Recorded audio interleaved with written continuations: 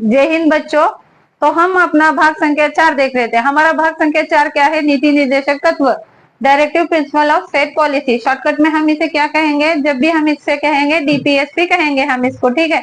तो हमारा भाग संख्या 4 क्या है? नीति निर्देशक तत्व की परिभाषा। आर्टिकल हमारा 36 कहाँ से शुरू होता है? ये देखिए, हमारा आर्टिकल शुरू होता है 36 से लेकर 51 तक हमारा आर्टिकल दिया गया है। भाग संख्या 4 में हमारे कहाँ से आर्टिकल शुरू होते हैं? 36 से लेकर 51 तक। तो हमारा आर्टिकल 36 क्या है? नीति निर्देशक तत्वों की परिभाषा। हमारा आर्टिकल 37 क्या है? हमारा आर्टिकल 37 है कि आप इसके लिए न्यायालय नहीं जा सकते, ठीक है। हमारा आर्टिकल 38 क्या है? हमारा आर्टिकल 38 है, यह लोक कल्याण के लिए है, मतलब जनता का कल्याण होगा। आर्टिकल 38 में कहा गया है। आर्टिकल 39 क्या है? हमारा आर्टिकल 39 है, समान काम के लिए समान वेतन। अगर एक ही काम स्त्री और पुरुष दोनों भी कर रहे हैं, मेल और फीमेल, तो दोनों को भी सैलरी जो होगी दोनों को बराबर दी जाएगी। और हमारा आर्टिकल 39 का क क्या है? आर्टिकल 39 का क है निःशुल्क विधि सहायता, ठीक है। हाँ, ये तक हो गया हमारा आर्टिकल 39 के क तक। हमारा आर्टिकल 40 क्या है? आर्टिकल 40 है ग्राम पंचायतों का गठन। तो हमने जैसे कि देखा, हमारे ग्राम पंचायतों का गठन हमने उस दिन पूरा डिटेल में, हमें कंप्लीटली पूरे के पूरे आर्टिकल हमने डिटेल में पढ़ लिए थे। हमारा आर्टिकल 41 क्या है? आर्टिकल 41 है कुछ दशाओं में सहायता, ठीक है। सरकारी सहायता, कुछ दशाओं में सरकारी सहायता, मतलब जैसे कि देखिए, कुछ का आपको जो कुछ काम होगा तो आपको सरकार क्या करेगी? आपकी सहायता करेगी। आर्टिकल 42 क्या है? मनोचित दशा तथा प्रसूति सहायता, ठीक है। और आर्टिकल 43 क्या है? न्याय संगत वेतन, निर्वाह योग वेतन, मतलब देखिए न्याय संगत वेतन, इसमें क्या कहा गया है? मनोचित दशा तथा प्रसूति सहायता, न्याय संग वेतन, न्याय संगत वेतन। हमारा आर्टिकल 43 क्या है? न्याय संगत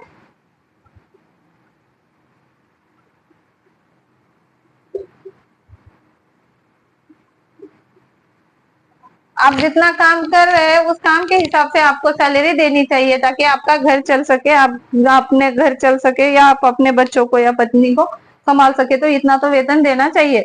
आर्टिकल 43 का क क्या है? उद्योग प्रबंधन में कामगारों की भागीदारी सहकारिता, ठीक है। और इसमें क्या कहा गया है? मनोचित दशा तथा प्रसूति सहायता, मतलब आपने जैसे देखा, कोई महिला अगर प्रेग्नेंट है तो उसको, अगर वो गवर्नमेंट जॉब जैसे कि वो म्युनिसिपालिटी में काम कर रही है, तो उसको आप, अगर वो वही सरकारी काम कर रही है या उसका काम जो है वो हार्ड है, तो आप उसको डिलीवरी होने से 3 महीने पहले और डिलीवरी होने के 3 महीने बाद आपको उसको छुट्टी देनी होगी। और इसके लिए आप उसकी सैलरी कट नहीं कर सकते। आप ये 6 महीने अगर वो जॉब पे नहीं आती है तो आपको उसकी सैलरी देनी होगी, पूरा बराबर आपको उसका वेतन क्या करना होगा? देना होगा, ना कि आप उसकी सैलरी काट सकते हैं। तो देखिए, हमारा जो संविधान है कितनी खूबसूरती से बनाया गया है हमारे संविधान को। तो देखिए, ये कवि ने क्या कहा है? तुम्हारी हर तकलीफों का मैं मुकम्मल जवाब हूँ, कभी वक्त मिले तो मुझे पढ़ना, मैं भारत का संविधान हूँ।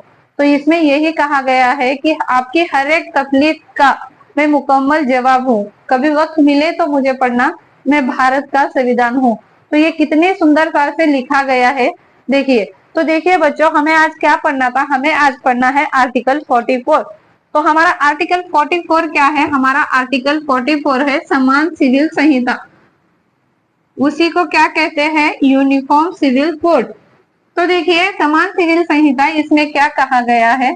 सभी धर्मों के लिए, अभी हमारे भारत में जितने धर्म है, हिंदू, मुस्लिम, सिख, ईसाई धर्म, जो भी धर्म के लोग हैं, तो उसमें ये कहा गया है कि कोई भी व्यक्ति किसी भी धर्म का हो, उसका, हाँ, जो शादी होती है वो अपने हिसाब से कर सकता है। मतलब देखिए, अभी कोई हिंदू धर्म का है तो वो 7 फेरे लेता है या मंत्र पढ़ता है, या कोई ईसाई धर्म का है तो चर्च में जाता है, कैंडल लगाता है।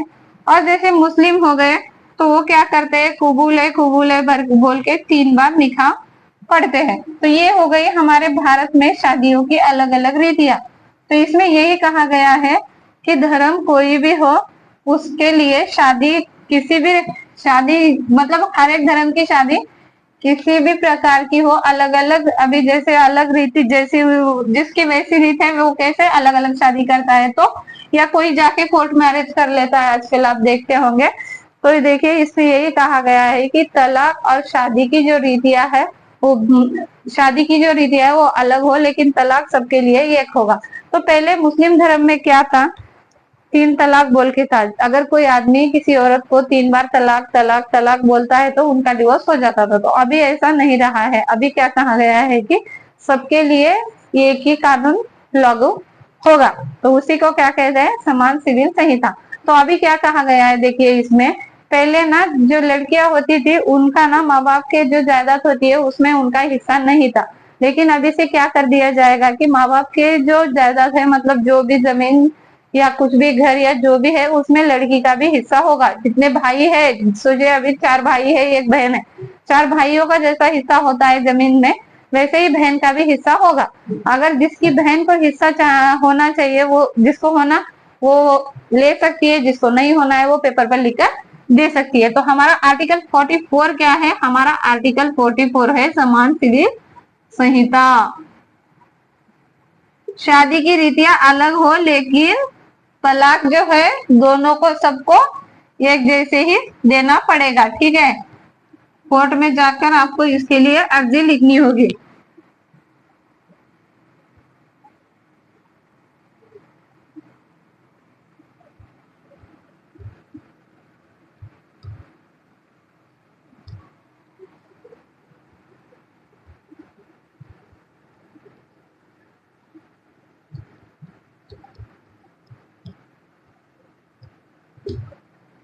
तो इसमें क्या कहा गया है, समान सिविल संहिता, यूनिफॉर्म सिविल कोड। तो इसमें यही कहा गया है कि शादी आप कैसे भी करो, तलाक की जो शर्तें हैं आप सभी के लिए एक बराबर होगी। और जैसे पहले से ही देखिए इस्लाम धर्म में पहले से ही लड़कियों का जो हक है वो उसमें रहता था जमीन में, लेकिन अभी हमारे भारत में भी ये लागू हो जाएगा कि सभी लड़कियों को माँ बाप का जो होता है जमीन जायदाद सब, उसमें लड़कियों का भी हक होगा। और जैसे देखिए अभी आप देखते हैं हिंदू धर्म में क्या कहा गया है, 18 साल की लड़की 18 साल की हो जाएगी तो 18 साल के बाद आप शादी कर सकते हैं। पहले ऐसा था, लेकिन अभी क्या कर दिया गया, अभी लड़की की उम्र 21 साल होनी चाहिए शादी के लिए। अगर आप 18 साल पे भी करते हैं तो उसके लिए कोई प्रावधान या कोई सजा का प्रावधान नहीं दिया गया है। लेकिन आज भी आप भारत में देखते हैं, जैसे छोटे छोटे छोटे गांव होते हैं वहां पे आज भी आप देखते हैं कि इतनी छोटी सी उम्र में लड़कियों की शादियां कर दी जाती है। क्योंकि देखिए आप ये भी सोच सकते हैं, माँ बाप जो होते हैं ना आजकल, उनको ना अपने बच्चों की ज्यादा फिक्र नहीं है। आप कहीं कहीं देखते हैं इतना दारू पीते हैं, सब करते हैं, तो भले क्या भी कर सकती है माँ भी। बाप इतना दारू पीता है तो बच्चों को कैसे पढ़ाएगा लिखाएगा बोल के सोचिए क्या कर सकते हैं, शादी कर देते हैं। लेकिन ये गलत है, इतनी जल्दी शादी नहीं करनी चाहिए। देखिए लड़कियों को तो बहुत सारा पढ़ाना चाहिए लिखाना चाहिए, उनको आप अच्छी सी एक शिक्षा दे सकते हैं और अपने पैर के ऊपर खुद खड़े होना चाहिए लड़कियों को। हमको तो यही लगता है। तो ये हमारा जो कानून है या हमारा आर्टिकल 44 क्या है, समान सिविल संहिता, यूनिफॉर्म सिविल कोड। तो यही कहा गया है सभी धर्मों के लिए शादी और तलाक के जो नियम है वो सबके लिए समान रहेंगे। देखिए हमारे भारत में एक ऐसा राज्य है गोवा, जहाँ पर समान सिविल संहिता जो है वो लागू हो चुकी है। गोवा जो है हमारे भारत का छोटा सा राज्य, उसमें समान समान सिविल संहिता क्या है, लागू हो चुकी है, जैसे यूनिफॉर्म सिविल कोड लागू हो चुका है। तो हमें अभी देखना है आर्टिकल 46।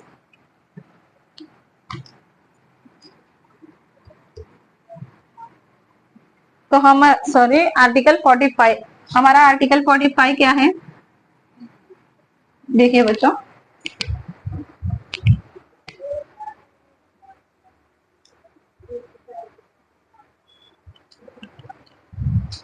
तो देखिए बच्चों हमारा जो आर्टिकल 45 है इसमें क्या कहा है, 0 से, देखिए 0 से 6 साल से, मतलब जब पैदा हुआ बच्चा तब से लेकर 6 साल, और बाद में क्या है 14 साल। तो इसमें क्या कहा गया है, देखिए जब बच्चे पैदा होते हैं, जब माँ डिलीवरी होती है तो उनको आप देखते हैं इंजेक्शन हो गया, पोलियो हो गया, या 3 महीने पर एक इंजेक्शन होता है, 4 महीने पर होता है। ऐसे ही पूरा बच्चा पूरा कितना, देखिए 2-3 साल का होने तक लगातार गवर्नमेंट को इंजेक्शन देने होते हैं। ये इंजेक्शन प्राइवेट हॉस्पिटल में नहीं मिलता है, सिर्फ गवर्नमेंट हॉस्पिटल में ही मिलता है।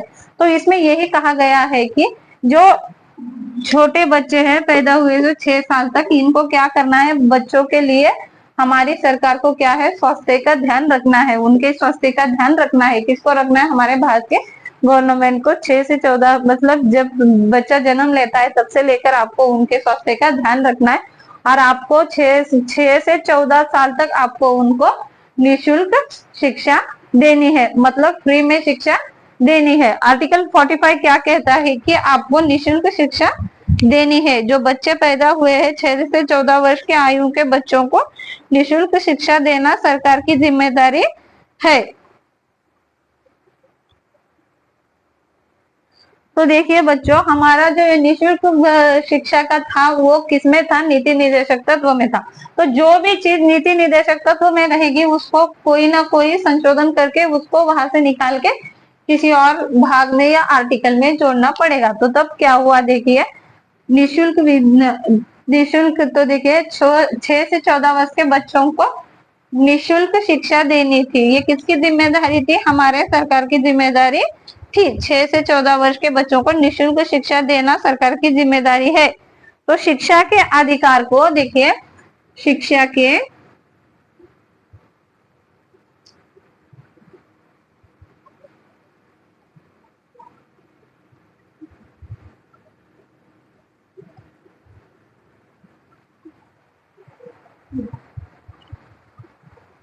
देखिए बच्चों, शिक्षा के अधिकार को, शिक्षा के अधिकार को मूल अधिकार में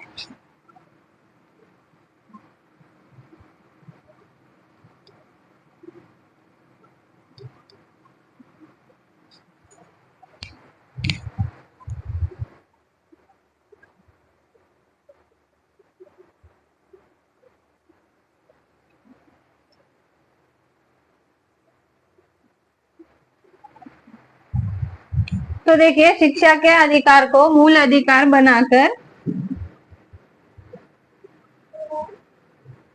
मूल अधिकार बनाकर आर्टिकल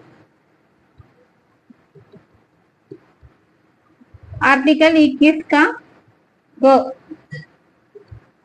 इसमें जोड़ा गया। तो कब जोड़ा गया, देखिए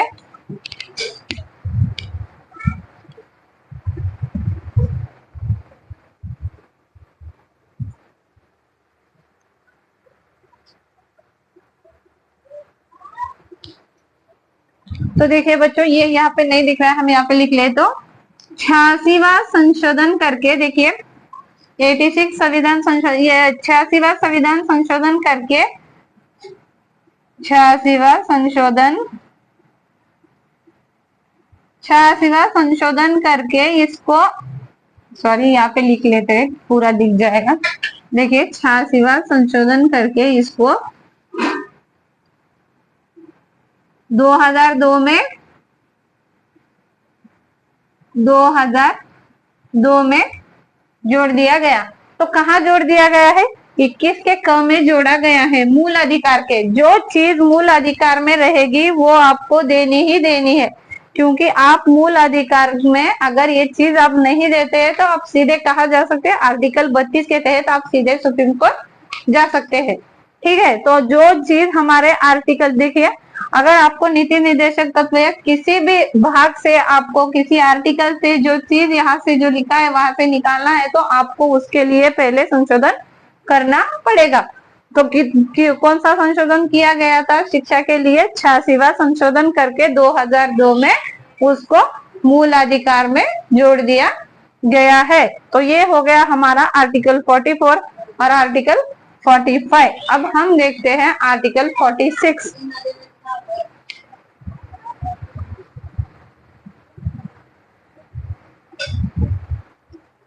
ठीक है, हम यहाँ पे ऊपर लिख लेते हैं।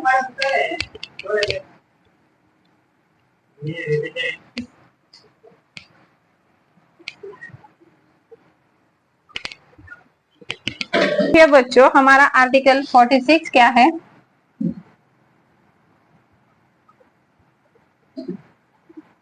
हमारा आर्टिकल 46 है SC ST, देखिए SC ST और OBC के लिए विशेष आरक्षण।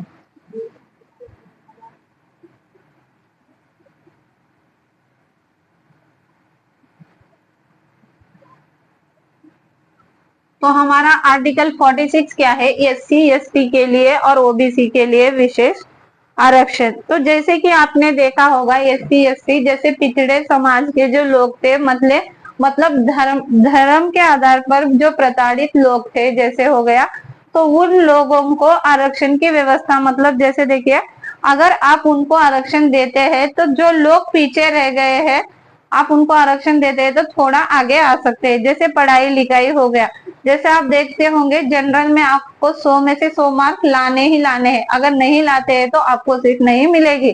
तो जो लोग अभी ये जो पीछे रह गए हैं लोग, अगर आप वो लोग अगर देखिए, जैसे हो गया 100 में से अगर वो 70 के ऊपर भी मार्क्स लाते हैं तो उनको क्या कर दिया जाता है? पास कर दिया जाता है। तो इसमें यही कहा गया है कि जो लोग पीछे रह गए हैं उनके लिए विशेष आरक्षण। तो इनको कितना आरक्षण है? बस 10% आरक्षण है। तो एससी एसटी के लिए विशेष आरक्षण दिया गया है आर्टिकल 46 में। जैसे कि आपने देखा होगा हमारी अनुसूची जो 5 है उसमें भी आपने देखा कि इनके लिए, एससी एसटी के लिए विशेष प्रावधान दिए गए हैं। तो एससी एसटी और ओबीसी के लिए विशेष आरक्षण, जो लोग पीछे रह गए हैं धार्मिक प्रताड़ना वाले, जैसे उनके साथ ना पहले बहुत ही भेदभाव होता था। जब हमारा देश आजाद हुआ था तब भी और उससे पहले भी उनके साथ बहुत ही भेदभाव होता था, तो उनको आरक्षण इसमें दिया गया है। ठीक है, विशेष आरक्षण दिया गया है एससी एसटी और ओबीसी के लिए। तो चलिए बच्चों, हमने तो आज क्या क्या आर्टिकल पढ़ लिया? हमने आज देख लिया आर्टिकल 44, 45 और 46। आपको 46 से जो आर्टिकल है हम आपको कल की क्लास में उसको डिटेल में पूरा बताएंगे। तब तक के लिए सभी को जय हिंद, जय भारत।